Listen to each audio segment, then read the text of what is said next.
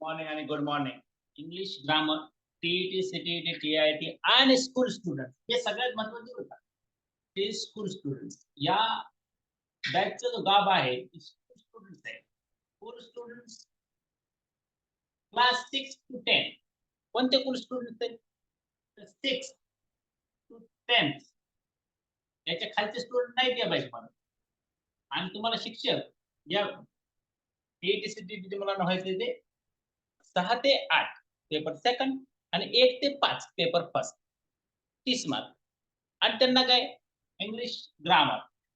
हे English grammar शाळेच्या मुलांना पण आहे आणि जे शिक्षक होणार आहेत त्यांना पण. कारण त्यांना शिक्षक व्हायचंय, त्यांना मुलांना शिकवता आलं पाहिजे आणि जी मुलं शाळेत जाईल त्यांना हे सगळं आहे म्हणून. चला टू द पॉइंट. टेन्सवर आपण आहोत. टेन्सवर काल काही गोष्टी आपण या ठिकाणी शिकलो. आता अजून एक महत्त्वाची गोष्ट सांगतो की जी महाराष्ट्रभरात कमी ठिकाणी तुम्हाला शिकायला भेटते. मी तुम्हाला शिकवलेलं आहे एका तासिकेमध्ये अगोदर. पण आता परत एकदा शिक. आता मला सांगा सगळ्यांनी की कॉल वर्ब आहे. कॉल म्हणजे बोलावणे. याचं पास्ट फॉर्म कॉल्ड होतं. बरोबर? या कॉल्डमध्ये एक हेल्पिंग वर्ब लपलेलं असतं, त्याचं नाव डीड असतं. आणि हेल्पिंग वर्ब बाहेर निघालं की बेस वर्ब राहतं, त्याचं नाव आहे कॉल. या टेन्सचं नाव काय? तर सिंपल पास्ट टेन्स. हा टेन्स आहे सिंपल पास्ट टेन्स. मी इकडे लिहितो, छानशी जागा दिसते इथं मला. सिंपल पास्ट टेन्स आहे हा. सिंपल आणि पास्ट शॉर्टकट मध्ये लिहूया सिंपल पास्ट. पुढे टेन्स लिहायची मला गरज नाही, कारण की आपल्याला त्या जागेचा योग्य वापर करायचा. आजच्या सेशन मध्ये सुरुवातीच्या भाग काही वेळा आपण याच्यावर चर्चा. कॉल, कॉल्ड, कॉल्ड तिन्ही रूप तुम्हाला पाठेल. विवेकानंद क्लासेसच्या तुम्ही वेबसाईटला जाऊन युट्यूबला जाऊन विवेकानंद क्लासेस या युट्यूब चॅनलवर रामशेख सरांचा अधिकृत युट्यूब चॅनल आहे. याच्यावर तुम्हाला बेसिक कोर्स अपलोड केलेला आहे युट्यूबवर. तर सर्व टेस्टच्या मुलांनी या इथून बेसिक कोर्स जे इंग्लिश बेसिक आहे ते इंग्लिश बेसिक या ठिकाणावर शिका. कारण तुम्हाला सगळेच जे लेक्चर्स आहेत ते इथं लाईव्ह मध्ये सगळेच कसं काय अभ्यासक्रम सिलेबस पूर्ण होणार आहे नाही होऊ शकत. मग तुम्हाला त्या ठिकाणाहून बराच सिलेबस पूर्ण करता येईल म्हणून. असो, कॉल, कॉल्ड, कॉल्ड सगळ्यांना माहिती आहे. आता बघा मी जो वर्क लिहिलं याचं पास्ट फॉर्म हेल्पिंग वर्ब जे आहे डीड आहे आणि बेस वर्ब आहे वर्क. सगळ्यांनी लिहून घ्यायचं बरं का. तुम्हाला पुढचं विचारणार आहे. हे सोपं आहे. सोपं अगोदर आणि अवघड नंतर असं. आता पुश शब्द आहे. Push, PUS. पुश म्हणजे ढकलणे. आणि याचा पास्ट फॉर्म जो आहे म्हणजे सेकंड फॉर्म वर्ब तो पुश. आणि याच्यामध्ये पण लपलेलं असतं डीड. आणि याच्यामध्ये बेस वर्ब असतं. अपवाद मध्ये कसं असतं काही वेळेस या कटचं पास्ट फॉर्म पण कटच असतो आणि पास्ट पार्टिसिपल पण कट असतो. यावेळेस जर तो सिंपल पास्ट टेन्स मध्ये असेल तर हेल्पिंग वर्ब डीडच असतं आणि कटचं कटच बेस वर्ब. आता पुट असं वर्ब आहे. पुटचा जर सिंपल पास्ट टेन्स मध्ये आलं हेल्पिंग वर्ब डीडच येणार आहे आणि बेस वर्ब पुटच राहणार. रीड शब्द आहे. रीड वाचताना रीड, रेड आणि रेड असं वाचतात. लिहिताना मात्र रीड, रीड आणि रीड असंच लिहितात. Remember it always. I repeat once again, please pay attention here. Read हा शब्द सेकंड फॉर्म मध्ये रीडच लिहिला जातो, पण वाचताना त्याला रेड असं वाचलं. आपल्याला रेड म्हटलं लाल असं दिसतं, परंतु हा रेड तो नाही. हा रीड आहे. वाचताना त्याला सेकंड फॉर्म मध्ये रेड वाचायचे आणि थर्ड फॉर्म मध्ये पण रेड वाचायचे. ज्यावेळेस हा रीड सेकंड फॉर्म म्हणून येईल त्यावेळेस तो रीड म्हणून जाईल. सेकंड फॉर्म कोणत्या टेन्स मध्ये वापरतो? फक्त सिंपल पास्ट टेन्स आणि याची बेस वर्ब रीडच असणार आहे. वाचताना फक्त फरक आहे लक्षात घ्या. तसाच एक गमतीशीर शब्द असा असतो लर्न. LEARN learn. लर्न म्हणजे शिकणे. याचं सेकंड फॉर्म करताना लर्न आणि एक दुसरं सेकंड फॉर्म करताना लर्न असं होतं. हे दोन्ही सेकंड फॉर्म बरोबर आहेत आणि थर्ड फॉर्म पण हेच आहे. पण लक्षात घ्या ते लर्नेड ऍडजेक्टिव्ह म्हणून पण येतं. ज्यावेळेस आपण म्हणतो लर्नेड पीपल. लर्नड पीपल नसतं, learned people. Learned people PEOPL, learning people. अशा वेळेस तुम्हाला हा लर्नड नाही, लर्नेड आहे आणि वर्ब म्हणून आल्यास तो लर्न आहे. लक्षात घ्या. आपण वर्ब म्हणून आल्यास लर्न असं होतं. तर लर्निंग पीपल, एज्युकेटेड पीपल जसं असतं शिकलेली माणसं, तसं लर्निंग पीपल शिकलेली माणसं, असं तुम्हाला या ठिकाणी त्याचं सेकंड फॉर्म लक्षात ठेवावं लागेल. सिंपल पास्ट टेन्स ठेवायचं. सिंपल पास्ट टेन्स मध्ये नेहमी लक्षात ठेवायचं की डिड चा वापर अशा पद्धतीने करायचा आहे. आता मला तुम्ही सांगा, आपण हे टेन्स शिकत असताना मी इथं वर्ब दिले, समजा तुम्हाला इथं टीच, TEAC, टीच म्हणजे शिकवणे. या टीचचं सेकंड फॉर्म काय हो? टीचचा सेकंड फॉर्म काय हो? Chat box. Use chat box and reply. एकदम स्लो घेऊया, तुम्हाला समजेल असं. नाही समजलं तर प्लीज रिपीट सर म्हणा. पुन्हा रिपीट करा. काय टेन्शन नका. शाळेच्या मुलांनी पण त्यांनी हँड रेज करायचंय. हां. हर्ष, हर्ष के म्हणते टॉट, TAUGHT, राइट.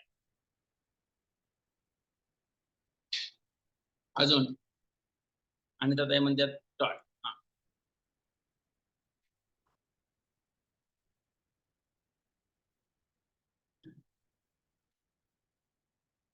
हां, हां. अश्विनीताई म्हणतात टॉट.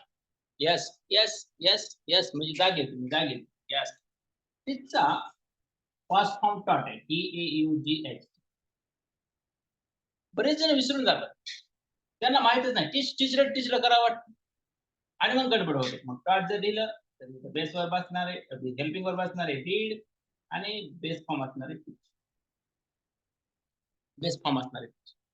आता बघा, मी इथे तुम्हाला शब्द देतो छोटासा, कॅरी. कॅरी. कॅरीचा पास्ट फॉर्म कसा लिहा?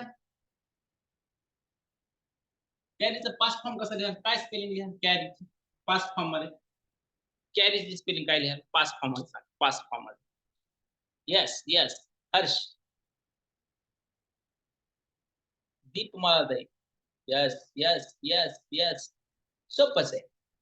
पण लक्षात घ्यायची गोष्ट असते की कॅरी करताना हा वाय च्या जागी आय जागा घेतो. त्याच्या अगोदर कॉन्सोनंट असलं पाहिजे आणि कॅरी झालं पाहिजे. मग आपल्याला काय वाटतं सर, शेवटला वाय असलं की वाय काढून तिथं आय लावला आणि ईडी लावले. मग तुम्हाला शब्द येतो बाय. मग या बायचं पास्ट फॉर्म काय? पुन्हा शब्द येतो तुम्हाला प्ले. तिथे दिसते का बघू द्यायला? प्ले.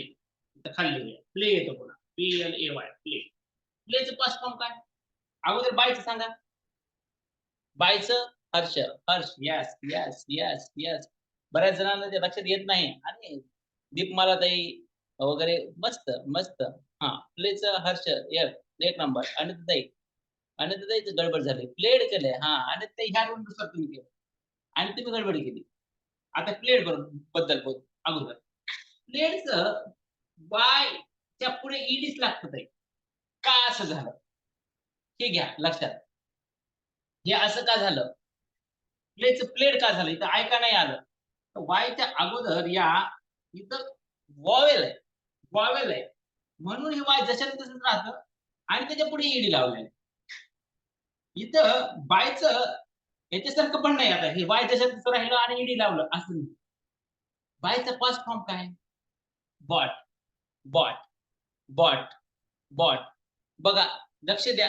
सगळ्यांनी लक्ष द्या. तुम्हाला बायचा पास्ट फॉर्म माहीत असणं गरजेचं आहे. जसं पुन्हा अजून एक शब्द नेहमी तुम्हाला तुम्ही मार्केटमध्ये जाता आणि पे असा शब्द पे आणि याचं पास्ट फॉर्म येतं. हे वाय वाय काढून आयडी लावू की वाय तसं ठेवू, ईडी लावू की अजून तिसरं लिहू? पेचं पास्ट फॉर्म सांगा, सांगा बरं पटकन. बघा, हर्ष म्हणतोय. हर्ष तुम्ही का म्हणता हो? असं बाजारात गेला नाहीत कधी? PAYED म्हणताय. हां? हर्ष. आता हे PAIED. बरं. Yes. Redmi 9, Redmi 9. Yes, yes. आणि तर ते राइट, राइट. त्याचं पास्ट फॉर्म. ते बघितलंच नाही. तुम्ही नुसतं बिल देऊन येता का काय? त्या बिलच्या पावतीवर काय लिहिलेलं असतं? पेड आणि स्पेलिंग काय असते? PAID. Paid, paid. अतिशय महत्वाचं शब्द. पेड लिहिलेलं असतं. मग तुम्हाला माहिती आहे ह्याच्यात हेल्पिंग वर्ब डिड आहे. आणि मेन वर्ब पे आहे. पे, पेड, पेड. वाय निघून गेला नाही. वाय ठेवून जशाला तसं ईडी पण लावलं नाही. आपण याला जे कॉमन वर्ब्स असतात ते कॉमन वर्ब आहे. इर्रेग्युलर वर्ब आहे. इर्रेग्युलर वर्ब. रेग्युलर वर्ब कोणते? की call, called, called, work, worked, work, push, pushed, pushed, walk, walk, walk, talk, talk, talk. हीच झाली कॉमन कोणते वर्ब? Regular, regular verb. हे इर्रेग्युलर आहे. पे, पेड, पेड समजा किंवा पेचं पास्ट फॉर्म वगैरे वगैरे. दुसरं तिसरं रूप बदललेलं आहे. असे असते. बायचं तुम्ही बॉट करायचे. बघा का म्हणून आपण बॉट केलं? तर तुम्ही जसं थिंक तर थॉट करता. टीच थॉट करता. तसंच आहे हे बायचं बॉट. बायचं बॉट. अतिशय महत्त्वाचे या ठिकाणी हे शब्द आहेत. काही शब्द जे झालेत ते स्कूल स्टुडंट्स आमचे आहेत. आमच्या सोबत समृद्धीताई आहे. समृद्धी काय वाचते बघूया आणि नंतरच आपण पुढे जाऊया. समृद्धी बेटा, व्हिडिओ ऑन करून बसायचं बेटा. नाहीतर मी वाचायला देणार नाही बघ. समृद्धी, व्हिडिओ ऑन नाही ना? तर वाचणं बघ कॅन्सल. आम्ही रोहित भैयेकर करतो. रोहित सर बसतो केलाय सर चालू. केलाय ना? हां. कारण कसं या लोकांना तुम्ही प्रॉपर बसलात हे दिसलं तर पाहिजे. हे असं बसावं लागतं. अंधार असेल ना, काही होत नाही. अंधार असू जरा थांब, फळा दाखवतो. हां, येस. सगळे सगळे शब्द वाच लवकर. Simple past. सर इथून स्टार्टिंग पासून वाचून इकडून कॅरी पासून. Yes, yes. Carry, carried, cut, did, cut, put, did, put, read, did, called, did, call, worked, did, work, pushed, did, push, teach, taught, did, teach. Sir इकडं काय लिहिलंय हे? कुठं रे? हे दिसत बाय आहे ना सर? हो, हे दिसत नाही. बायचं बॉट. बाय, दिसत नाही बाय का? सर थोडा अंदाज अंतर कसं होत पडते? पडलंच नाही पाहिजे अंतर. दिसतंय सर आता. हां. Buy bought, play, played. बायचं स्पेलिंग बॉट करताना बऱ्याच जणांनी चुका केल्या. BAUGST केलं. आणि तुम्ही डिक्शनरी बघा नीट व्यवस्थित चेक करा. मला पण सांगा तुम्ही. आता मी माझ्याकडे डिक्शनरी बघितलं. बॉट BOUGHT बायचं बॉट BOUGH. आता तुम्हाला दाखवू का? नीट बघा. हो का? बायचं बॉट आहे का नाही? इथं बाय शब्द आहे. BEY buy. बघा बरं बायचं बॉट दिसते का नाही? BUY बाय आणि पास्ट फॉर्म आहे बॉट. नीट बघा. सर्वांनी बघा. माझ्या मोबाईलची क्लॅरिटी जरी नसेल तरी तुम्हाला लक्षात येण्यापुरतं नक्की बाय बॉय BOUGH. आता थिंक थॉट THOUGH थॉट. टीच टॉट TAUGS ते बरोबर आहे. हां सर आता एवढं लक्षात आलंय हर्षदा बेटा? हर्षदा नाही. समृद्धी लक्षात आलं बेटा एवढं? लिहिणं झालं का ग? अजून पुढे जाऊया. एक जणांना विचारू अजून काय तर. पेच पेड. हा पेच पेड झालं. समृद्धीचं झालंय. रोहित भैकर काय म्हणते बघूया. रोहितचं लिहिणं झालंय का आधी विचारू. रोहित लिहिणं झालं का बेटा? हो सर. यस. वाचून घे बरं. पटकन वाच. लगेच आपण पुढे जाऊया. लिहिणं झालंय सगळ्यांचं असं समजूया. Call, did call, work, did work, push, did push, cut, did cut, put, did put, read, did read, carry, carried, buy, bought, play, played, pay, paid, teach, taught, did teach. छान. मस्त. शानदार, जबरदस्त, जिंदाबाद. Yes yes. चमकलं पण नाही पाहिजे. फळ्याची setting पण व्यवस्थित झाली पाहिजे. वरच्या कडेपासून दिसलं पाहिजे. सारखं हलवा लागेल. आता हलवत नाही. आजच्यासाठी तरी. आता पहा, तुम्हाला सेंटेन्स दिलंय.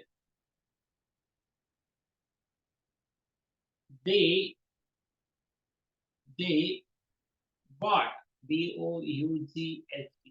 They bought new car, a new car. They bought a new car.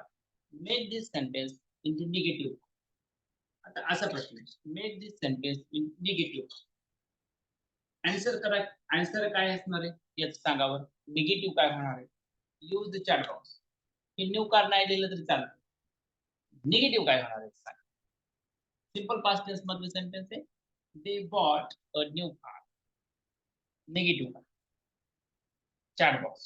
Use the chat box. तोपर्यंत विद्यार्थ्यांकडे जाऊया. काय म्हणतात बघूया. समर्थ संस्कृती आलं नाही का काय? संस्कृती हर्ष झाली.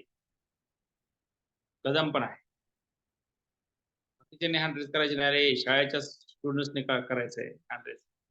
मध्येच कोणीतरी शेख विद्यार्थीच नाही आमच्याकडं सकाळच्या बसमध्ये. संस्कृती गायकवाड काय म्हणते. संस्कृती सांग बरं याचं पाच फॉर्म. याचं निगेटिव्ह सांग बरं. संस्कृती गायकवाड. हा sir. they did not bring a new car. काय पण नीट बघ. हे काय शब्द आहे? Wow. बॉट. बायचं पास फॉर्म बॉट. तू काय केलंस? बघा विद्यार्थी कुठं गडबड करतात ते पहा. तिनं काय केलंय? ब्रिंग म्हणजे आणणे आणि he brought, BROUG. Bring past form brought. Brought मध्ये आणि बॉट मध्ये थोडंच फरक दिसतो. ह्या आज गडबड होते इथं. लेकर गडबड करते आणि मग ती चूक होते. वर्षाताई बरोबर आहे. छान. Well try. They didn't bought a. They didn't केलं स्वप्नाली ताईंना, पण पुढे बॉटच ठेवलं. मी काल काय सांगितलंय? याच्यातलं भूत त्याचं नाव डीड असतं. हा भाग तर शब्दाचा असणार इथं पुढे. देचा दे. आता हे जे भूत लपलेलं होतं त्याचं नाव डीड होतं. ते बाजूला काढायला शिकवलं की मी आता. म्हणजे डिडंट झालं. हे भूत जर बाहेर निघालं की Jadhav madam yes yes yes yes. हे भूत जर बाहेर निघालं, त्याच्यातलं भूत बाहेर निघालं असेल तर बेस फॉर्म राहणार ना रे. बाय. यस. आता लक्षात आलं असेल तुमच्या. They didn't bye.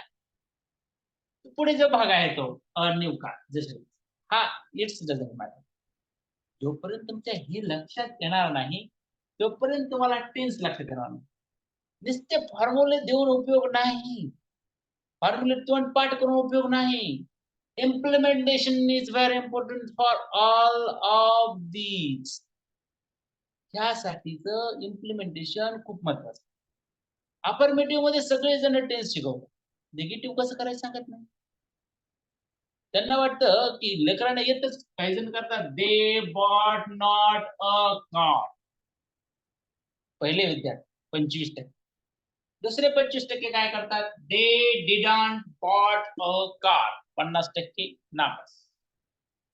राहिलेले 50% ज्यांनी अभ्यास ते मात्र इथं हुशारीनं काही जण they don't buy a car. काही जण they doesn't buy a car असं करतात. तर काही जण they not bought a car असं करतात.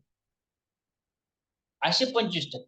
राहिले फक्त 25% ज्यांनी काळजीपूर्वक दिमाग वापरून अभ्यास केलाय ते मात्र बरोबर they didn't buy a new car. हे ब्रिंग नाही हा. हे ब्रिंगचं काय बोलून टाकतो. कारण ते तुम्हाला ब्रिंगचं ब्रॉड हे खाली एक्झाम्पल दिलं म्हणजे छान. नाहीतर पुन्हा रेकॉर्डिंग मध्ये तुम्ही म्हणता सर काहीतरी वेगळंच लिहिलं होतं. हे पूर्ण वाक्य घेऊन झालं. याच वाक्याला इंट्रोगेटिव्ह एसनो टाइप क्वेश्चन ज्यावेळेस तुम्हाला करायचं असतो त्यावेळेस हे कशा प्रकारे होईल. या प्रश्नाला या वाक्याला इंट्रोगेटिव्ह मेक दिस सेंटेन्स इंटू इंट्रोगेटिव्ह. इंट्रोगेटिव्ह म्हणजे क्वेश्चन. एसनो टाइप क्वेश्चन. होय नाही स्वरूपाचा प्रश्न बनवायचा. कसा बनवा समजल्याशिवाय पुढे जायचं नाही. 45 दिवस राहिलेत परीक्षेला टीईटीच्या. 10वीची परीक्षा पण जवळ आली. माझ्या शाळेच्या विद्यार्थ्यांना मी सगळं शिकवलेले. पण त्यांना जर येत नसेल तर पुढे जायचंच नाही. सिंपल पास्ट टेन्सच शिकवतो 2 दिवसात. काहीच हरकत नाही. पण पुढे नाही जायचं. या बॅचचं वैशिष्ट्यच असं आहे. सकाळच्या बॅचमध्ये मी एकदम स्लो समजेपर्यंत समजून सांगणार. पर्सनली तुम्हाला पण बोलणार. लिमिटेड स्टुडंट्स असणार आहेत या ठिकाणी. टीईटीचे जरी 400 झाले असले प्लस 400 प्लस काय तर 410 प्लस 20 प्लस आहेत. सगळेजण बसत नाहीत कारण की सगळ्यांना पास व्हायचं नाही. मला माहिती आहे. त्याच्यामुळं त्यांना जर काळजी त्यांची नसेल, मी एकटाच काळजी करून उपयोग नाही. मी त्यांना काय प्रोव्हाईड करायचं ते सगळं प्रोव्हाईड करत आहे, करणार आहे. त्यांना जर आळस असेल तर आपण त्याला काही करू शकत नाही. असं. इंट्रोगेटिव्ह. लवकर. रुद्र. रुद्र काय म्हणतो? इंट्रोगेटिव्ह करतो का रुद्र? रुद्र सर सांग बरं बेटा इंट्रोगेटिव्ह करून मला सांगा. पटकन सांग बरं. चेहरा दिसत नाही, काही नाही, वरती दिसायला लागले. हां. सांग इंट्रोगेटिव्ह कर. प्रश्नार्थक कर. They did not buy a new car. Did they buy a new car? Jadhav madam. Did they not not का म्हणून लगेच गेला असतो. तुला नॉट कुठे सांगितलं इंट्रोगेटिव्ह मध्ये लगेच घेऊन. Did they Buy. buy a new car? Did they वर्षात आहे. Did they buy a new car? Did they buy Ashwini ताई. सांग बेटा. did they buy a new car?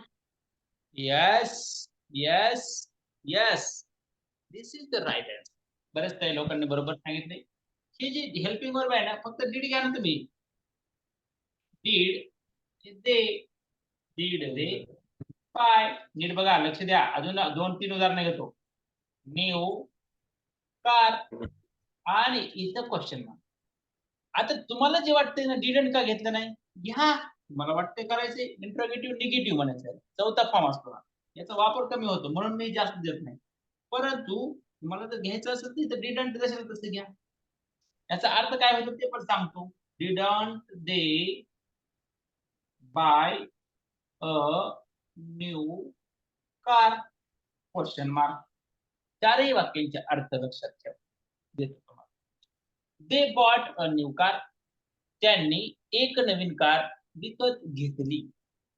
बघा त्यांनी एक नवीन कार विकत घेतली. आणि निगेटिव्ह करताना त्यांनी एक नवीन कार विकत घेतली नाही. त्यांनी एक नवीन कार विकत घेतली का? घेतली का? घेतली का? आणि इंट्रोगेटिव्ह निगेटिव्ह करताना त्यांनी एक नवीन कार विकत घेतली नाही का?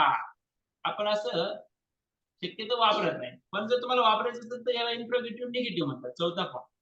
आता हे कुठे शिकवलंय? विवेकानंद क्लासेस रामशेठ सर त्या चॅनलवर तुम्ही जावा आणि तिथं सविस्तरपणे YouTube चॅनलवरती 45 व्हिडिओ पार्ट फर्स्ट आहे. पार्ट सेकंडचे 22 व्हिडिओ आहेत. हे सगळे व्हिडिओ बघा. बेसिक त्या ठिकाणी ओपन टू ऑल आहे. तुम्हा सर्वांच्या सपोर्टमुळं आपले YouTube चॅनल कालच्या डेटला 4K झाले. सामान्य शिक्षकासाठी यापेक्षा मोठा पुरस्कार नसतो. 4000 लोकांनी फॉलो केले म्हणजे भरपूर वाटतं. नाही सामान्य शिक्षक आहेत आपण. माध्यमिक शिक्षक आहेत. सामान्य डिग्र्या मोफत आपल्याकडे 1760 आहे का नाही. पण आपण सध्या सामान्य शिक्षक म्हणजे आपलं घर, शाळा, आपले विद्यार्थी एवढ्यात आनंद मानणार. त्याच्यासाठी 4000 सुद्धा भरपूर झाले. आपल्या ग्रुपला लोक 20,000 आहेत. पण इतके कृतज्ञ आहेत ना 20,000 लोक आहेत. 20,000 आपल्याकडे असलेल्या ग्रुपला. मिशनच्या ग्रुपचे लोक फक्त 10,000 आहेत. मिशनचे ग्रुपचे लोक 10,000. विवेकानंद क्लासेसच्या ग्रुपचे लोक 6,000. शिष्यवृत्तीचे ग्रुप जे आहेत त्याचे लोक जवळपास 4,000 आणि इतर जे लोकांचे ग्रुप आहेत ते वेगळेच. हे 20,000 तर माझ्याकडले स्वतः मी क्रिएट केलेले ग्रुप आहेत. शिक्षकांसाठीचा एक ग्रुप आहे मोठा. 2 ग्रुप आहेत शिक्षकांसाठी. नवनियुक्त शिक्षक म्हणून 2021 सालापासून 19 सालापासून 5 सप्टेंबर 2019 पासून जॉईन झालेले नवीन तरुण शिक्षक का मिशनसाठी आपल्याला काम करणारे तरुण पाहिजे. आता ही 20,000 तर इथं आहेत, परंतु इथे 4,000 दिसतील. कारण कृतज्ञ नाहीत लोक. करायचंय पण सरचा प्रमोशन नाही झालं पाहिजे किंवा सरांना प्रेरणाच नाही मिळाली पाहिजे काम अजून करावं. तुम्ही YouTube चॅनलला सबस्क्राईब करा, लाईक करा, शेअर करा. काय होईल याच्यामुळं? मला पैसे येणार नाहीत, पैशाची गरज नाही. व्यवस्थित चाललंय माझं सगळं. पण मोटिवेशन यस यांना आवडते लाईक करायचे म्हणजे यांना गरज आहे आणि आपण यांच्यासाठी काम केलं. 4K हेच आनंदाची गोष्ट आहे माझ्यासाठी. 4,000 अहो एका गावाची लोकसंख्या एवढी नाही. मी केव्हा सबस्क्राईब केलेलं आहे भरत आहे. मी आपल्या टेस्ट सिरीजच्या मुलांबद्दल बोलत नाही. टेस्ट सिरीजच्या मुलांनी 100% केलंय. ते 400-500 लोक आहेत. त्यांनी केलंय. मी बाकीचे लोक बोलतो. त्यांना आपण फ्रीमध्ये म्हणतो ना, ते इतकं म्हणतात. देणाऱ्याने देत जावे, घेणाऱ्याने घेत जावे. एक दिवस देणाऱ्याचे हात घ्यावे. अरे या शब्दाचा शब्दशः अर्थ हात घ्यावे. धरायचे हात आणि घ्यायचे असा आहे. पण बियॉन्ड द लाईन्स असं आहे की देणाऱ्याने देत जावे, घेणाऱ्याने घेत जावे. एक दिवस देणाऱ्याचे हात घ्यावे. देणाऱ्याचे जे हात आहेत ते देणारे ते तुमचेही हात बनावे. मी राम सरांनी दिले तुम्हाला. तुम्ही पुढच्याला पुढचा त्याच्या पुढच्याला देणार. तुमचे पण हात देणारे होऊ द्या.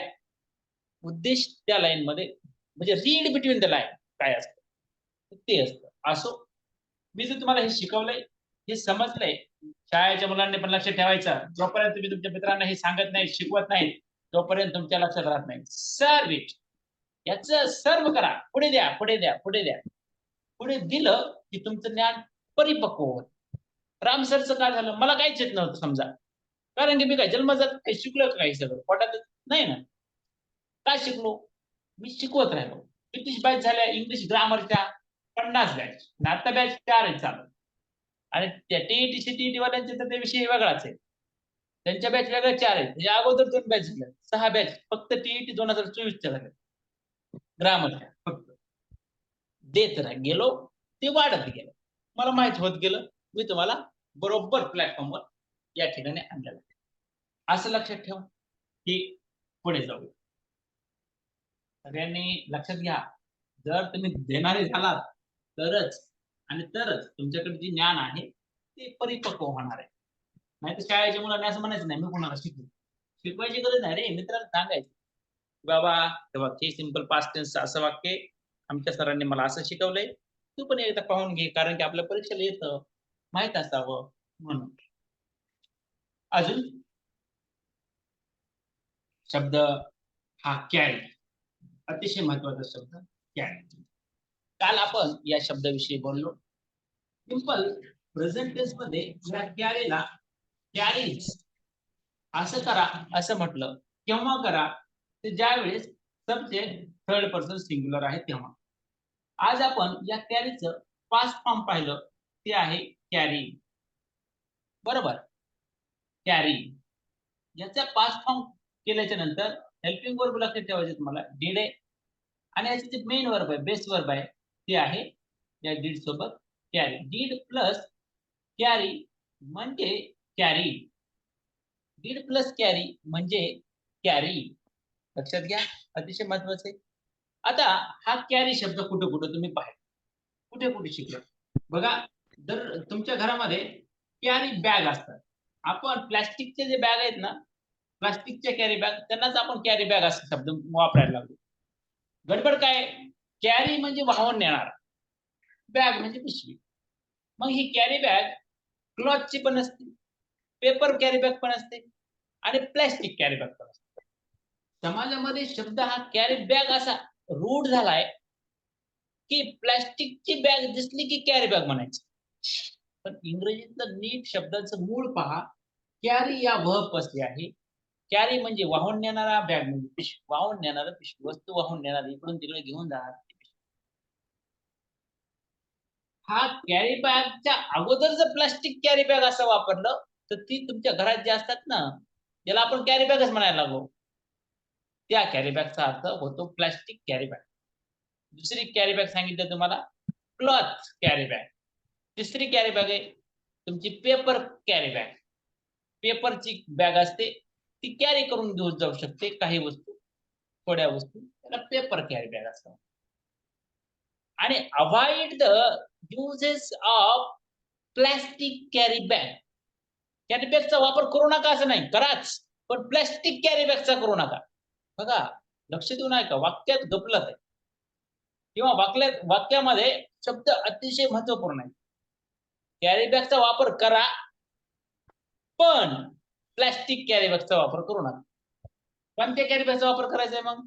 Paper carry bag, cloth carry bag, अजून काय तुम्हाला प्रकार माहित असतील ते सगळे जे इको फ्रेंडली आहे आपले एन्व्हायरमेंट.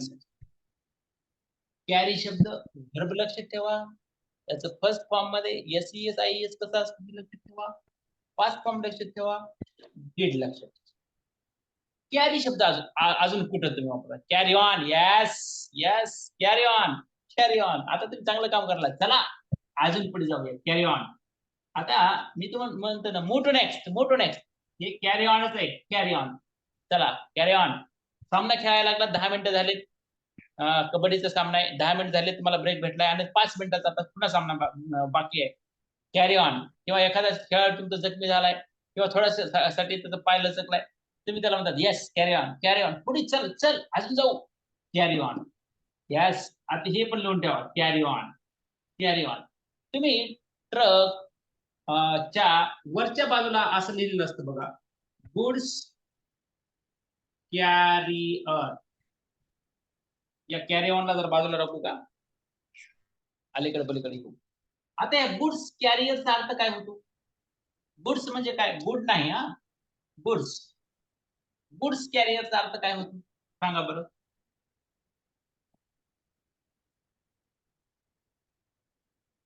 Goods carrier. आणि हे कॅरी ऑन तर कॅरी ऑन आहे, हा, कॅरी ऑन अतिशय महत्वाचं आहे बघा, कॅरी ऑन. आता गुड्स कॅरियर, लहानपणी मी ज्यावेळेस हा शब्द ट्रकच्या वरच्या बाजूला वाचायचो, त्यावेळेस गुड म्हणजे चांगला असा अर्थ घ्यायचो, आणि हे कॅरियर नाही तर करिअर म्हणायचो, आणि म्हणायचो ट्रक चालवणं हे चांगलं करिअर आहे, असा अर्थ घ्यायचो. या शब्दांच्या मुळामध्ये गेल्याच्या नंतर तुमच्या लक्षात येतं की गुड्स म्हणजे चांगला नाही, गुड म्हणजे चांगलं असतं, गुड्स म्हणजे वस्तू, आणि हे करिअर नाही, कॅरियर आहे. आणि कॅरी म्हणजे वाहून नेणे, कॅरियर म्हणजे वाहून नेणारा, वस्तू वाहून नेणारा, गुड्स कॅरियर. तुम्ही सायकल चालवता, त्याच्या पाठीमागे देखील काय असतं? कॅरियर. कॅरियर म्हणजे काय? ते पण वाहून नेत असतं, वस्तू वाहून नेत असतं. कॅरियर वाहून नेत असतं वस्तू, म्हणून ही कॅरी ऑन असाच प्रेरक शब्द. अशा शब्दांच्या मुळामध्ये जाऊन शब्दांचं स्टिंग ऑपरेशन थोडस करून तुम्हाला तो शब्द परिपूर्णपणे समजून घेणं गरजेचं.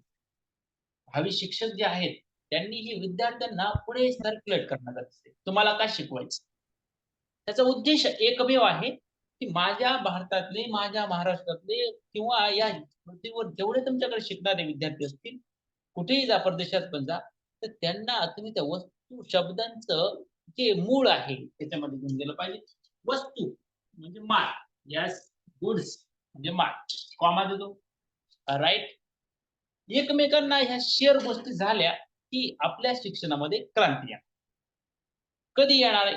वेळ लागणार आहे, पण I want revolution in education. आता जी सिस्टम आहे वो सिस्टम में हम ऐसा कहते हैं कि दाल में कुछ काला है, ऐसा नहीं, दाल में कुछ काला है, पूरी दाल ही काली है. I want revolution. इथं पूर्ण रिव्हॉल्युशन झालं पाहिजे शिक्षण, सगळा बदल पाहिजे. ही सगळा बदल कोण आणणार आहे घडवून? तुम्ही भावी शिक्षक आणि तुम्ही विद्यार्थी असो. चला, पास्ट फॉर्म कळालाय, पास्ट टेन्स कळालंय, कसं करायचं ते. कॅरी ऑन प्रेरणा देण्यासाठी कॅरी ऑन, गुड्स कॅरियर, सायकलचं carrier, carry bag, plastic carry bag, paper carry bag, cloth carry bag, carry, carries आणि कॅरी, वाटेवर. कॅरी. जसं छान तुम्ही कॅरी सांगितलं तसं बघा. आणि जे मला टेन्स मध्ये शब्द येणार ते महत्वाचे तुम्ही लक्षात. आता दुसरे 3 शब्द आहेत 5 मिनिटातच फक्त लक्षात घ्या. 5 मिनिटानंतर तुम्हाला बोलण्यासाठी सत्र खुलं करूया. इंग्लिश ग्रामर मध्ये टेन्स मध्ये TOMORROW टुमॉरो शब्द महत्वाचा. त्याच्या अगोदर टुडे आणि त्याच्या अगोदर एस्टर. एस्टरडे.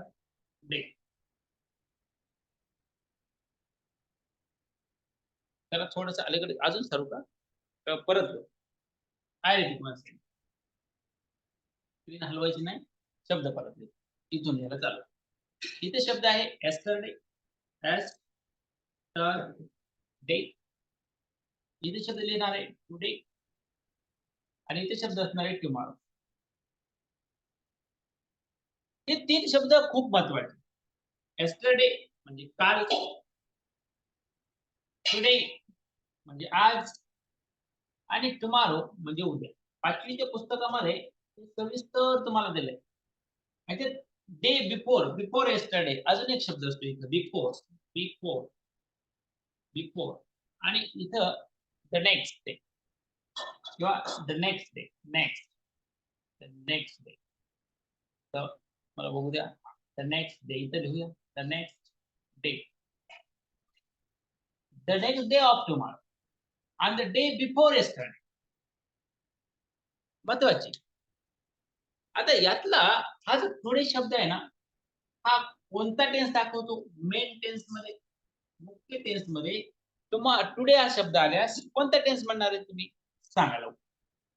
5 मिनिटात आपण सगळं सविस्तर डिटेल मध्ये आटपून टाकूया. 32 झालेत ना, 35 पर्यंत 3 मिनिटात सांगा. रिप्लाय मी कोणता टेन्स दाखवतो टुडे मग?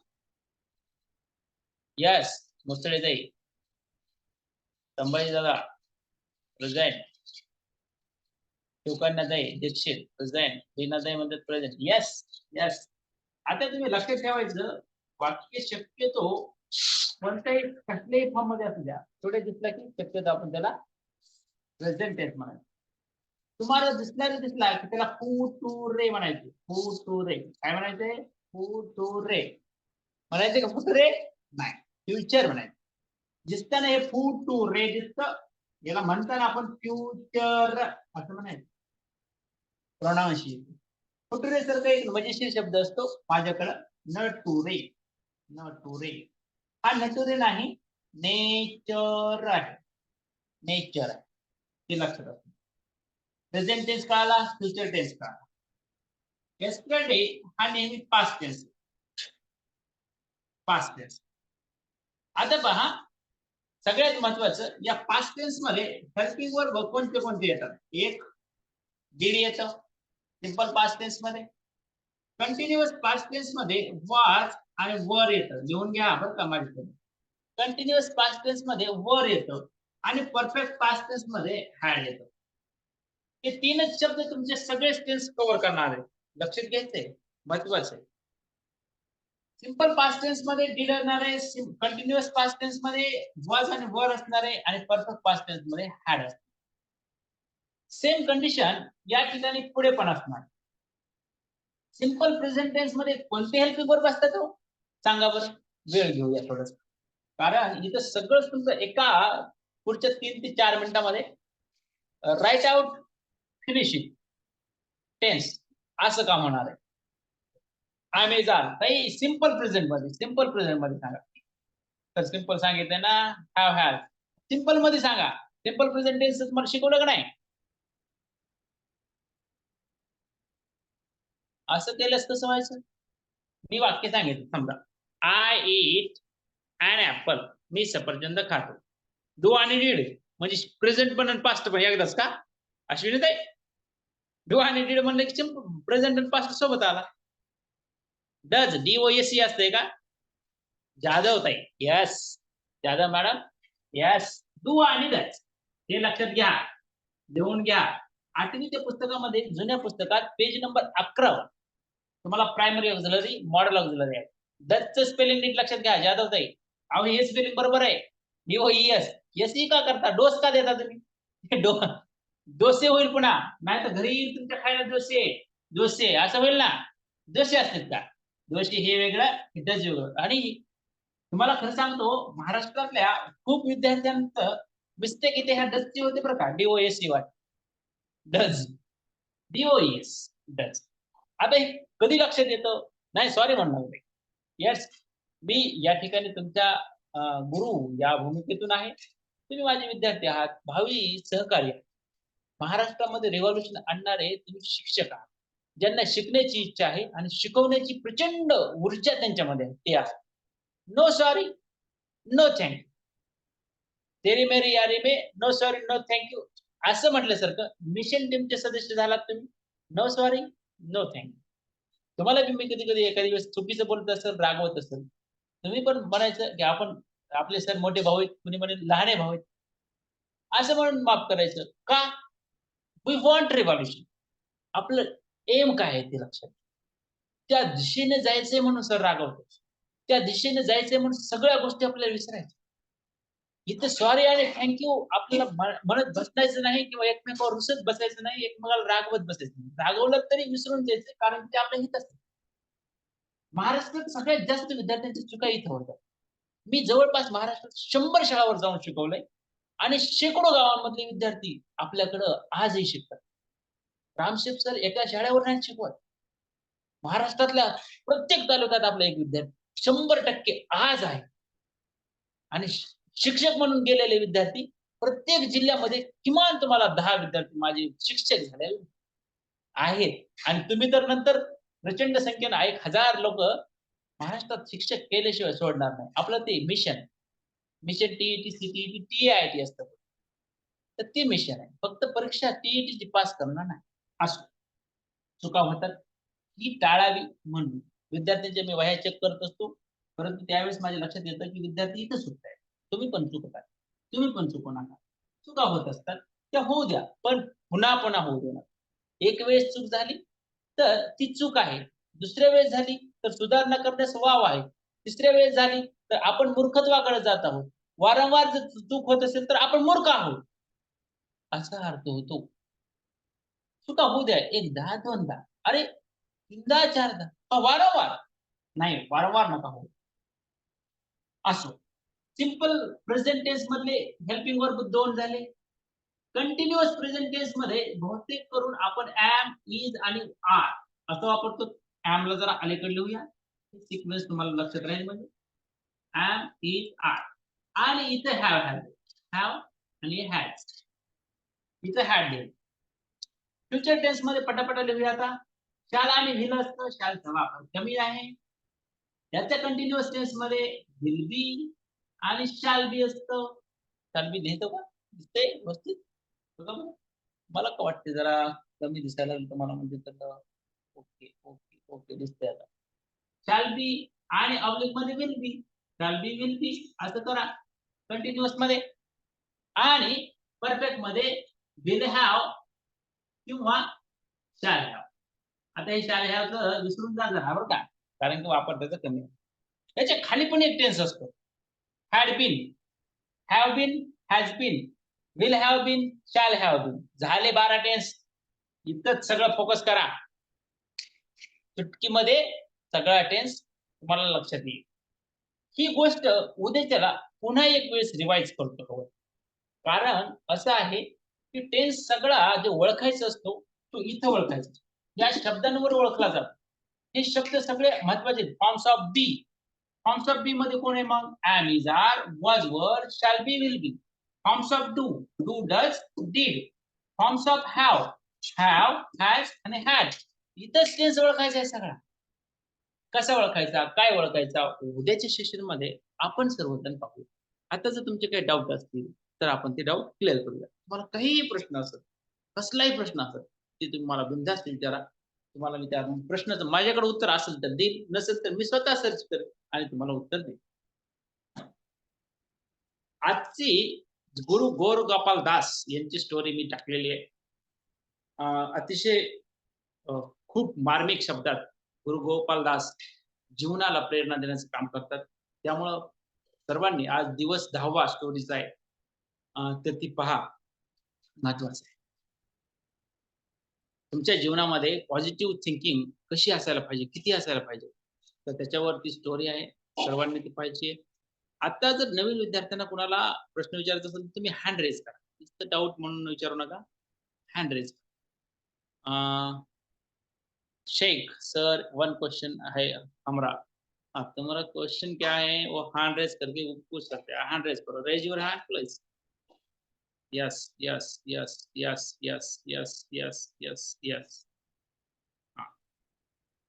आता एकच सेकंद, आपण रेकॉर्डिंग स्टॉप करूया.